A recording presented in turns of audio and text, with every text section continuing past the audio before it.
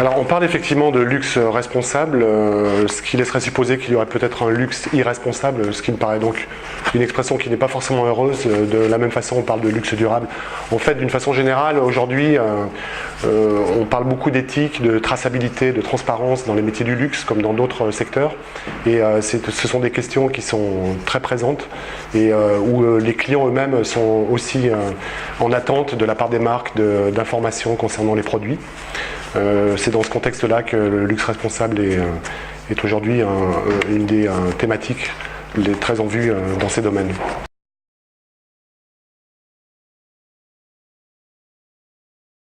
Les métiers de la joaillerie en fait sont confrontés à des questions très concrètes, puisque on a affaire à des matériaux qui sont extraits de la terre, qu'il s'agisse des métaux ou des pierres, des diamants comme des autres pierres. Les métiers de la joaillerie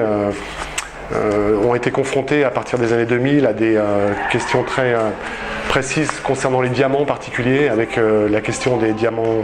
de guerre, les Blood Diamonds. Il y avait le film avec Leonardo DiCaprio qui pointait ces questions-là. Donc il y a eu un besoin très important de s'organiser.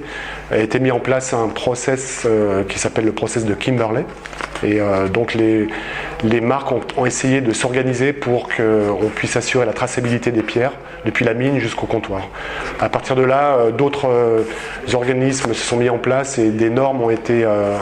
installées. On pense notamment au RJC, qui est le Responsible Jewelry Council, qui est une organisation internationale qui accompagne les entreprises sur tous ces enjeux d'éthique, et qui a mis en place un certain nombre de pratiques que les entreprises sont supposées suivre, avec un système un petit peu comme la norme ISO d'audit, pour qu'on ne soit pas simplement dans des postures marketing de greenwashing, mais qu'on soit vraiment dans des engagements concrets.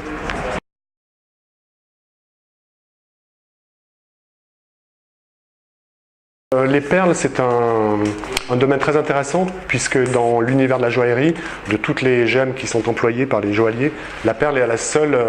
produite par un animal, par un être vivant, ce qui la place un petit peu à part de tout l'univers du minéral. Et dans l'univers des perles, aujourd'hui, beaucoup de perliculteurs sont inscrits de la même façon dans ces pratiques responsables, avec des questions d'environnement, sachant que les huîtres, pour ce qui concerne des perles qui sont cultivées dans les océans, sont très sensibles à la température, sont très sensibles à l'acidification, à la salinité, et donc ce sont des indicateurs de la bonne santé des océans. De ce point de vue-là, les perles sont quelque chose d'intéressant à explorer comme symbole d'harmonie avec l'environnement. Et dans mon travail, par exemple, aujourd'hui, j'accompagne les perles des îles Fidji sur ces questions pour arriver à faire connaître leurs pratiques et leurs démarches responsables auprès des consommateurs. Et ce qui me semble intéressant, qu'il s'agisse des perles comme des pierres et de la bijouterie en général, les clients ont quelque chose de très important à faire, et la façon dont on consomme aussi raconte la façon dont on considère notre planète et l'environnement et les personnes qui sont impliquées dans les métiers de la joaillerie.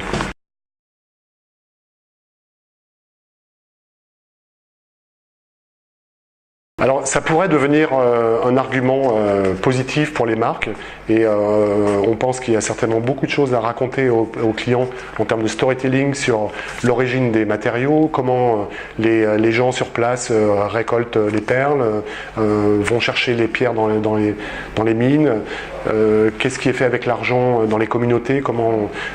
toutes ces activités participent aussi à l'essor économique, au bien-être, l'éducation, la place des femmes dans ces métiers. Donc on pense que c'est là-dessus que dans les années qui viennent, les marques vont communiquer de manière beaucoup plus positive sur tous ces thèmes-là.